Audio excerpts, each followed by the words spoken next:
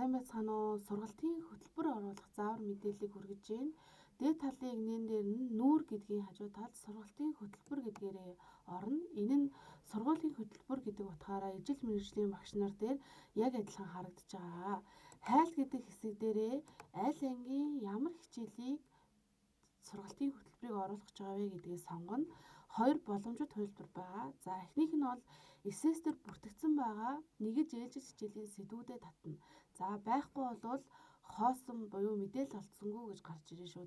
За байгаа тохиолдолд хадгалах товчлуураа дараад эхнүүдэл систем рүүгээ ингээд татаад оруулаад ирнэ. Оруулаад ирсний дараа засварлах, өөрчлөх боломжууд нь бүгд байгаа. За энэ тодор бичигдсэн нь болохоор нэгж хичээлийн сэдв. За түүнийгээ дагсан ээлжтүүд нь доод талд нь харагдаж байна. За нэг ээлжит хичээлийн сэдвээ засъя гэх юм бол тухайн сэдвийнхээ харалдаа байгаа 3 цаг дээр дараад ээлжит хичээл засварлах буюу улирал болон цагуудаа засварлах боломжууд нь ингээд нээлттэй. За магадгүй энийг устгахыг гэх юм бол дахиад 3 цаг дээрээ дарлаа ээлжит хичээл устгах гэж гараад ирлээ. Устгах дээрээ дарж аваад устгаж болно. За ингээд зэгцэлтийг бол хийчих болно.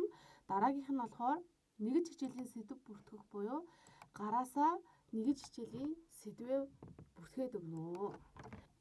За хадгалахаа дарлаа нэгж хичээлийн мэдээлэл бүртгэлээ гэж гарч ирж байна те. За бүртгэгдсэн нэгж хичээл маань энд харагдаж байна. За түүнийгээ дагсан ээлжтийг ээлжит хичээлийн сэдв нэмэх гэж байгаад за тухайн нэгжээ сонголоо. За ээлжит хичээлийнхээ нэрийг өглөө. Тэгээд улирлаа сонгоно. Мэдээж ээлжит хичээлийн цагаа оруулж өгнө. За тэгээд хадгалахаа дарлаа.